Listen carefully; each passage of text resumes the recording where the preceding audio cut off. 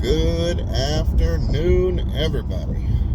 This is Phil, and I am checking in with you my fourth and final week graduation day of being a 40-year-old apprentice.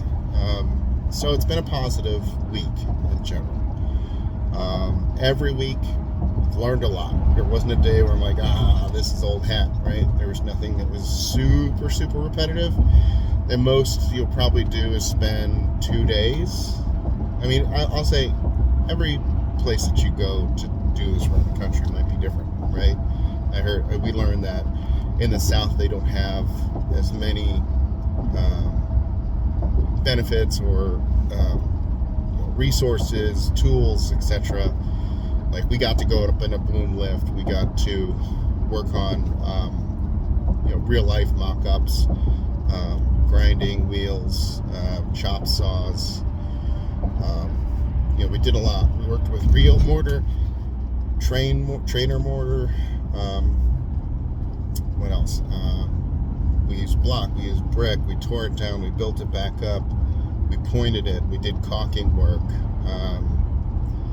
We used chisels. There was so much that went into this. This month flew by. It absolutely flew by. And I think my biggest takeaway or recommendation I can make to anybody is make sure you network your ass off.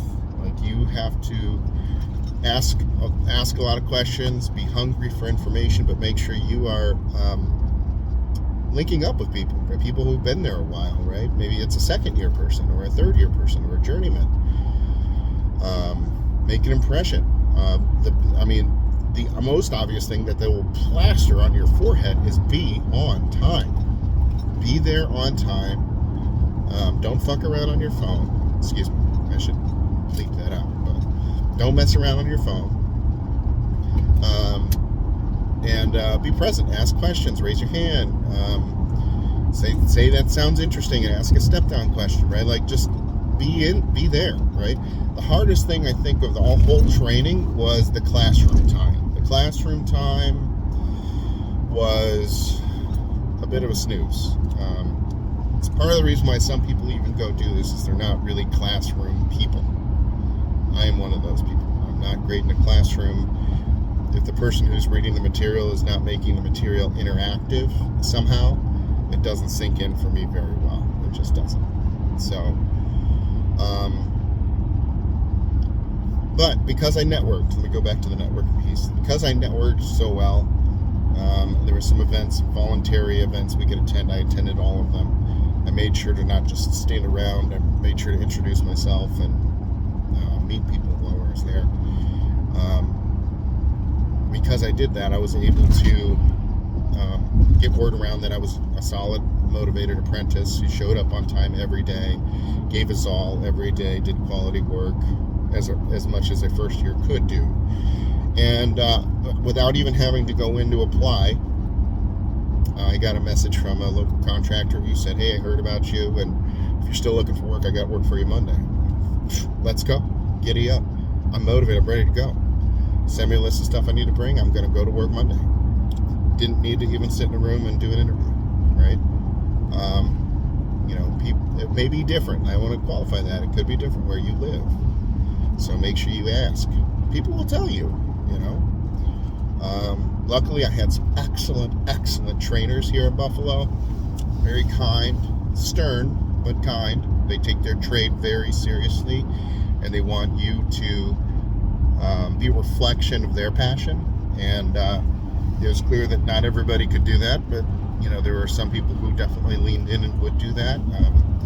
And I was privileged to be selected, and now getting ready to go to work.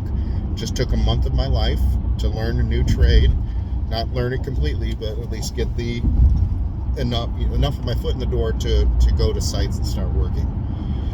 Gave me a bucket of tools, pat on the back, handshake, firm handshake, and it was a great experience. I'll never forget it.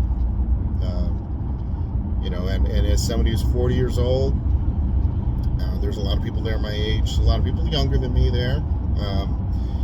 But but I'm also a heavy set dude. I'm 290 pounds. I'm a big guy. My body held up.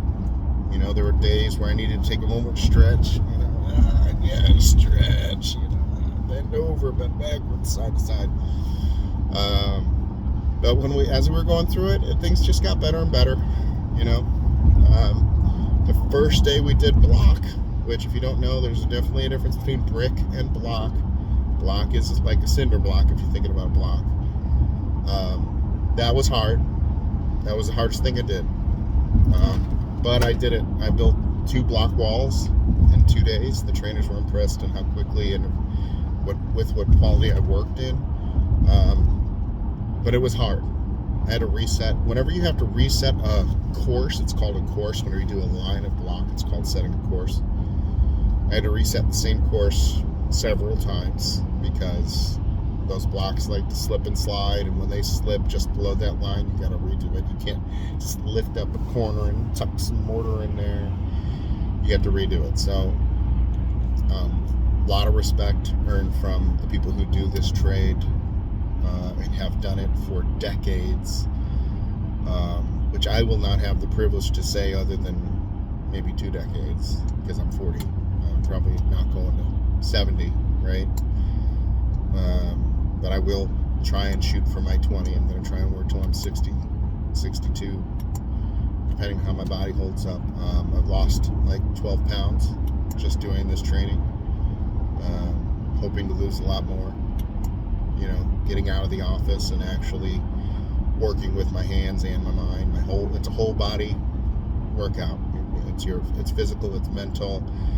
But God, the pride that comes from doing this work when you're done, you can stand back and look at something you pointed, something you built, something you've waterproofed. I have a huge respect for waterproofing. Caulkers are they're amazingly finessed people.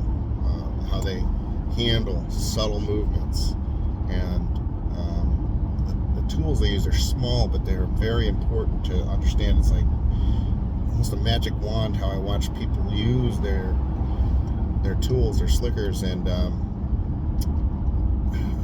pointing kind of similar in that way, but if you mess up caulking, that stuff gets on you, and if it gets on your work, it smears, it doesn't come off like mortar does.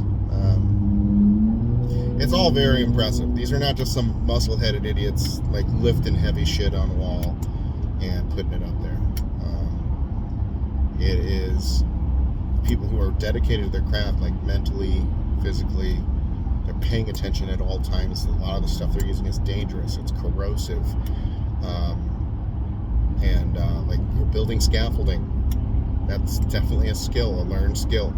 Doesn't seem like it would be too hard the first couple times to do it, but building the ground level part of your scaffolding, not so hard, right? Making sure that it's level, can be challenging. Level and plumb. Try and do that on the second and third and fourth level. Try and do it in a wind event, right? A lot of what they do is very skilled, and I'm very glad I took the class, and I hope that if you are considering joining a union, just know that these are the greatest thing is about joining a union is that these all people have shared interests. They all want you to do well because you represent their brand too, right? Especially the people who are training you. Their pensions depend on you doing your job well. There's not there's a young and he doesn't know.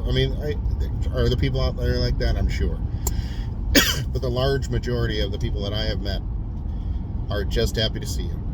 They just want you to be in there and do a good job and share some of their passions. I made a lot of friends in a month. A lot of friends. People I'm sure I'm going to see for the next several decades of my life, if I'm lucky. And I've never been more pumped to go to a job and do my very best work than having done what I just completed. They gave me this hat. They've given me other high-vis gear to wear, to have. The shirt I'm wearing right now is my Bricklayer and Allied Craft Worker Local 3 shirt. These are people who clearly have passion in their hearts for what they do, and it's nothing like that to give you energy. I don't need coffee. I don't need medicine. I just need to be around those guys and gals. And, you know, we're going to go far. We're going to build some great things. We're going to be working on the stadium. I'm in Buffalo, so we're building a new stadium. But we're also going to work on other buildings. Buffalo's a beautiful town with old buildings. Great place to work on your craft as a mason. If you're not local, come on over. I'd love the chance to work with you. But anyway, if you have questions, drop them in the comment section. I'd love to hear from you. Like, subscribe, and all that. You know, stay built to last, as I always say. And good luck out there. Definitely go for it. If you have doing this in mind, go for it. The only regret you'll have is that you didn't try. So yeah.